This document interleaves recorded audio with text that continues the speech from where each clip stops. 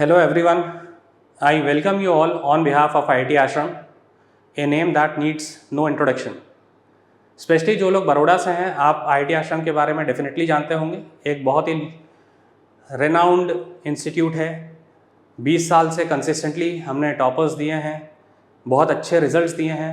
Leading institute में दो वजह से क्लेम करता हूँ। First is in terms of number of students who qualify, सबसे मैक्सिमम सिलेक्शंस आपको बड़ौदा में मिलेंगे IIT आश्रम से। सेकेंड, कन्वर्शन रेशियो, जितने स्टूडेंट्स हमारे पास पढ़ते हैं उसमें से कितने लोग क्वालिफाई करते हैं, वो नंबर सबसे ज़्यादा।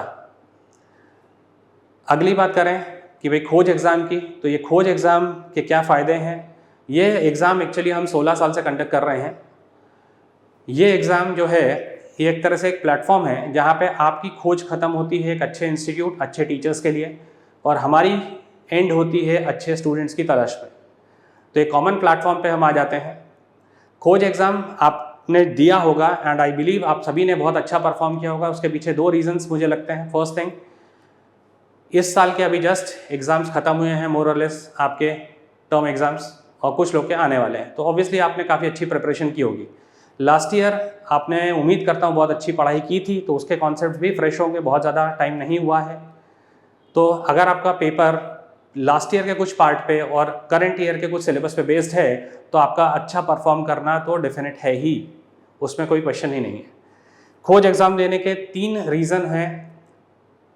फर्स्ट, आपने अगर एग्ज़ाम दिया है तो डेफिनेटली आप अपने आप को बेंचमार्क कर सकते हैं against the best students in Baroda across different schools, क्योंकि ये एग्ज़ाम हर स्कूल के कुछ ना कुछ बच्चे से देते हैं। नंबर कुड वेरी, पर बड़ौदा के बहुत सारे स्कूल्स के बच्चे ये एग्ज़ाम देते हैं, तो आप कहाँ स्टैंड करते हैं आपको पता चलता है।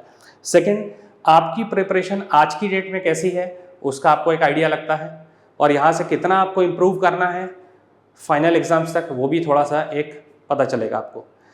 तीसरा, एक बहुत बड़ी अपॉर्चुनिटी है आपके लिए कि अगर आपने खोज एग्ज़ाम दिया है तो डेफिनेटली आपको स्कॉलरशिप मिल सकती है।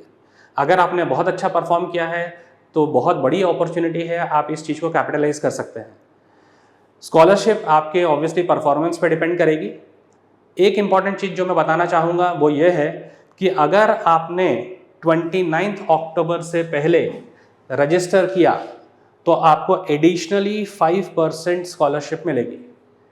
इसका क्या मतलब है, जैसे परफॉर्मेंस के ऊपर बेस्ड आप 40% स्कॉलरशिप के हकदार हैं, लेकिन आप चाहते हैं कि इसमें कुछ बढ़ोतरी हो, तो उसका सबसे बड़ा या सबसे आसान तरीका हो सकता है आप 29 अक्टूबर से पहले एनरोल कर लें, तो आपकी स्कॉलरशिप 40 से बढ़ के 45 हो जाएगी। अगर आप 60% स्कॉलरशिप अवेल कर रहे हैं, मतलब मिल रही है थ्रू खोज, तो 5% उसमें और जोड़ लीजिए, तो दैट मेक्स इट 65%। तो इस तरह से एक बहुत बड़ी अपॉर्चुनिटी है आपके लिए। स्कॉलरशिप जो आपको एग्जिस्टिंग मिल रही है उसको और थोड़ा सा 5% बढ़ाया जा सकता है। तो hope to see you soon, all the best. So hello everyone. So आज हम लोग खोज का जो क्लास 7th का खोज का पेपर था वो डिस्कस करेंगे, राइट। चलो फटाफट से हम लोग क्वेश्चंस डिस्कस कर लेते हैं। Question number 1, an electrolyte is, electrolyte क्या होता है। सो बेटा हम सबको पता है कि इलेक्ट्रोलाइट एक ऐसा लिक्विड होता है जिसके अंदर इलेक्ट्रिसिटी कंडक्ट कर सकती है, right. So option number B, बहुत ही इजी क्वेश्चन था ये, right. Will move forward, question number 2 पे चलते हैं। Which of the following instrument that automatically stops when the current in a circuit if the current exceeds the maximum limit। Current अगर एक particular limit से ज्यादा बढ़ जाता है तो ऑटोमेटिक करंट बंद हो जाता है, ऐसा कौन सा इंस्ट्रूमेंट है। तो बेटा पुराने जमाने के अंदर एक इंस्ट्रूमेंट आ रहा था जिसको हम कहते हैं फ्यूज, राइट। फ्यूज एक ऐसा इंस्ट्रूमेंट था जिससे ज्यादा करंट आने पे करंट ऑटोमेटिक बंद हो जाता था। एक पर्टिकुलर लिमिट से ज्यादा करंट आएगा तो बंद हो जाएगा। अभी उसी का एक अपग्रेडेड वर्जन बोलते हैं जिसका नाम है MCB, miniature circuit breaker. So option number B is correct. Miniature circuit breaker is a instrument which can stop the current if a current exceeds a particular limit of the current, right. We'll move forward. Question number 3, which of the following is not a unit of speed। it's a very easy question। speed होता है distance upon time। so कौन सा unit में ऊपर distance है और नीचे time है। अगर ऊपर डिस्टेंस का यूनिट है नीचे टाइम का यूनिट है तो वो करेक्ट होता है। जैसे metre is a unit of distance, second is a unit of time, so ये करेक्ट है। Kilometre is a unit of distance, hour is unit of time, ये भी एक यूनिट है स्पीड का। Feet which is unit of distance, second which is unit of time, it is also correct. यहां पे unit of distance है but नीचे time का स्क्वायर है जो कि गलत हो जाएगा, right. So option number C जो है वो स्पीड का यूनिट नहीं है। अगर वो स्पीड का यूनिट नहीं है और हमसे पूछा कि which is not the unit of speed, so option C is correct. Will move forward. Question number 4, what happens to the density of substance when it is heated. Density of substance का क्या होगा जब वो heat मतलब गर्म किया जाएगा। सो सबसे पहले देखते हैं कि डेंसिटी क्या होता है। सो डेंसिटी का सिंपल फॉर्मूला होता है density is mass divided by volume, right. अगर मैं कोई चीज को हीट करता हूं, सो जब हीट करते हैं तो सबसे पहले उसके जो मॉलिक्यूल्स हैं वो वाइब्रेशन ज्यादा करते हैं। अगर वो वाइब्रेशन ज्यादा करेंगे तो उसकी जो बाउंड्री के मॉलिक्यूल्स है वो थोड़े से क्या हो जाएंगे, वाइब्रेट करते करते आगे जाएंगे, विच मींस एक्सपांड होगा, राइट। सो कोई भी चीज को गर्म करेंगे तो उसका वॉल्यूम इंक्रीज होता है, वो एक्सपांड होता है। अगर वॉल्यूम इंक्रीज होगा तो इसके अंदर बेटा ये चीज इंक्रीज हो रही है, हम सबको पता है। इसको न्यूमरेटर कहते हैं, इसको डिनोमिनेटर कहते हैं। अगर डिनोमिनेटर बढ़ रहा है, वॉल्यूम बढ़ रहा है, डिनोमिनेटर बढ़ रहा है, तो टोटल वैल्यू क्या हो जाएगी, कम हो जाएगी। जैसे एक मैथ्स का सिंपल एग्जांपल लेते हैं। लेट से मैंने लिखा है 5/3 और फिर लिखा है 5/7, कौन बड़ा है कौन छोटा है। सो तुम देख सकते हो दोनों में न्यूमरेटर सेम है, डिनोमिनेटर जिसका बड़ा होता है उसकी टोटल वैल्यू कम हो जाती है, which means 5/3 is greater than 5/7। So in a same way अगर वॉल्यूम बढ़ेगा तो डेंसिटी की वैल्यू क्या होती जाएगी, कम होती जाएगी। So correct answer will option number B, density will decrease. Okay, I hope आपको ये समझ में आ गया है। आगे बढ़ते हैं। Question number 5, dark patch form bye an opaque body place in a path of light is called. ये भी स्ट्रेट फॉरवर्ड क्वेश्चन है। अगर एक सोर्स ऑफ लाइट के सामने ओपेक ऑब्जेक्ट रख दोगे, ओपेक ऑब्जेक्ट रख दोगे तो होगा क्या, लाइट रे उससे टकरा के रिफ्लेक्ट होगी, उसके पीछे नहीं जाएगी। पीछे नहीं जाएगी तो वहां पे ब्राइटनेस बहुत कम हो जाएगी, वहां पे शैडो बनेगा। और तुमसे यही पूछा है कि dark patch form by a opaque body place in a path of light is called shadow. बहुत इजी क्वेश्चन, राइट। सो बेटा आप लोगों को अभी तक आपके जो खोज का एग्जामिनेशन हुआ उसका रिजल्ट या फिर आंसर की तो मिल गई है, राइट। रिजल्ट आपको हम लोग प्रोवाइड करेंगे हमारी वेबसाइट के थ्रू या फिर व्हाट्सएप के थ्रू। सो जो आपको रिजल्ट मिलेगा उसके अंदर स्कॉलरशिप होगी।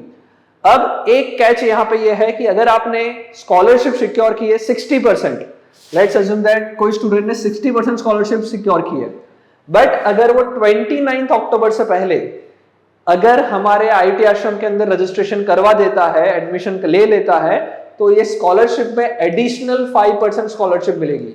विच मींस अगर आप 29 अक्टूबर से पहले आओगे तो 5% एडिशनल स्कॉलरशिप मिलेगी, राइट। सो एक रिमाइंडर है, आप रिजल्ट जैसे ही आपके पास आए आप आईटी आश्रम की वेबसाइट को विजिट कर सकते हो, सेंटर को विजिट कर सकते हो। सेंटर को विजिट करोगे और वहां पे आपको रजिस्ट्रेशन करवा दोगे, then you will get a 5% extra scholarship.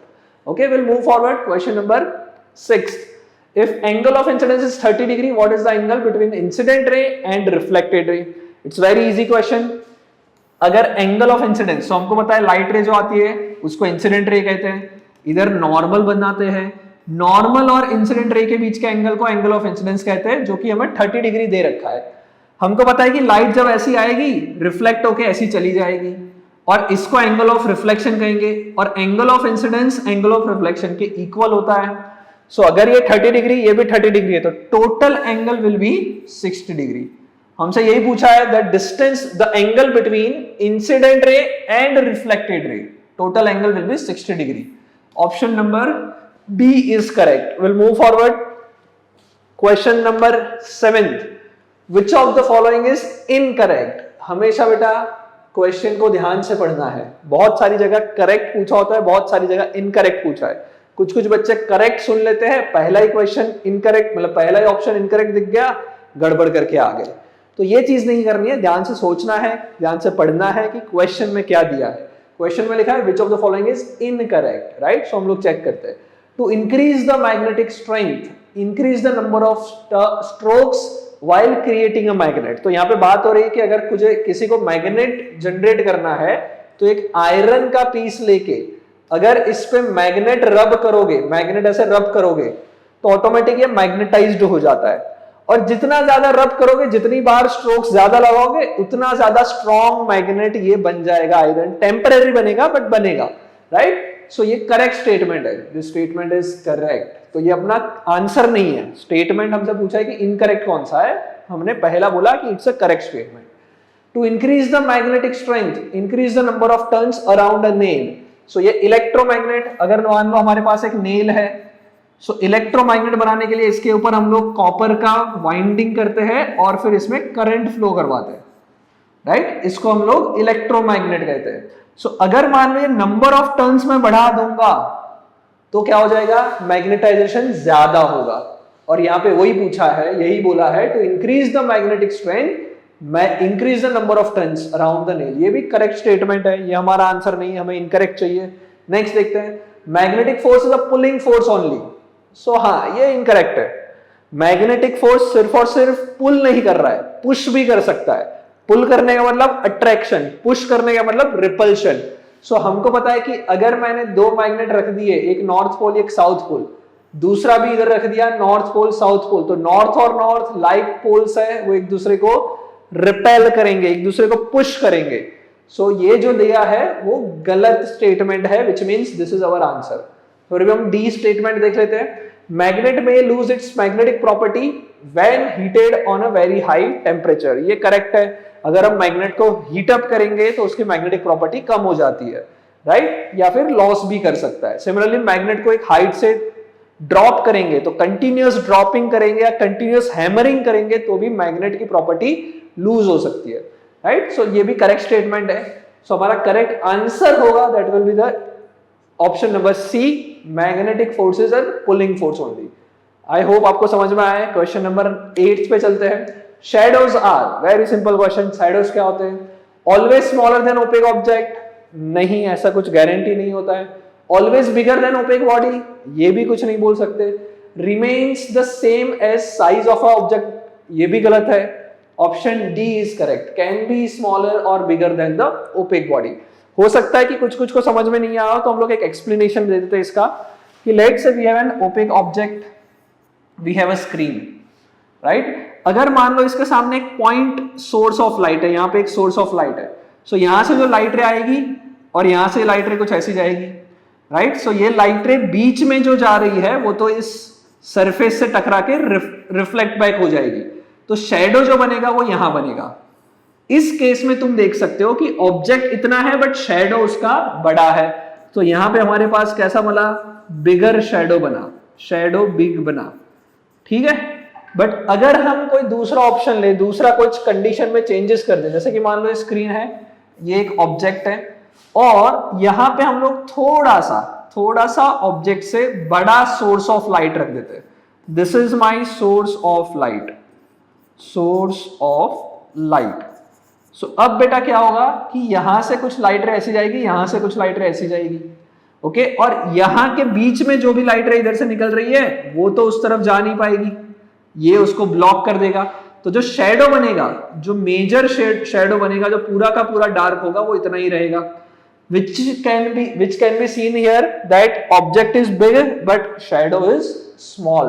So यहाँ पे ऑब्जेक्ट से छोटा शैडो भी बन सकता है, स्मॉलर शैडो, राइट। सो कभी कभी बड़ा शैडो बनता है, कभी कभी छोटा शैडो बनता है, depending on source of light, depending on distance of the object from source of light, इन सब पे डिपेंड होता है। इसलिए ऑप्शन डी आएगा, इट कैन बी स्मॉलर और bigger than the opaque body, right. Will move forward question number 8 के बाद question number 9, which of the following is not a force. बहुत इजी क्वेश्चन। फर्स्ट ऑप्शन है bending, bend करेंगे force लगाना पड़ेगा। Heating, नहीं भाई, गर्म करेंगे कोई चीज को, हीट अप करेंगे तो फोर्स की जरूरत नहीं है, so heating is not a force. Pressing, push कर रहे हैं, it's a force. Twisting, rotate कर रहे हैं, रोटेट करना भी एक टाइप का फोर्स है। So option A, C and D जो है वो एक टाइप के फोर्स है, whereas option B, heating, is not a force. So option B is correct, right? Question number, last question number 10th, देखते हैं फटाफट। When a force is applied to a stationary object, एक stationary object है, उस पे किसी ने force apply किया है। Which of several effects are possible? Which of the following effect is not possible? So the object move, obvious बात है ऑब्जेक्ट है, फोर्स लगाओगे ऑब्जेक्ट कैन मूव, तो ये correct statement. The object rotate, yes, अगर मैं रोटेशनल मोशन कर रहा हूं, ऑब्जेक्ट को फोर्स लगा के रोटेट करवाऊं तो रोटेट भी हो सकता है। Object can change shape and size, yes, अगर बहुत ज्यादा फोर्स लगा दोगे या फिर बेंड कर दोगे उसको तो शेप और साइज चेंज हो सकती है। Option number D, the mass of the object increase, ये गलत बात है। मास जो होता है वो अमाउंट ऑफ मैटर होता है, वो कभी चेंज नहीं होने वाला, right. So option D is correct statement, sorry option D is not possible. So हमारा करेक्ट आंसर जो आएगा वो ऑप्शन डी ही आएगा। आई होप आपको पूरा फिजिक्स का जो क्वेश्चन पेपर है वो इजी लगा होगा, समझ में आया होगा, राइट। मैं वापस आपको रिमाइंडर करवाना चाहूंगा कि 29 अक्टूबर से पहले अगर आप रजिस्ट्रेशन करवाओगे then you will get a early bird discount of 5%। Thank you for watching this video, thank you everyone.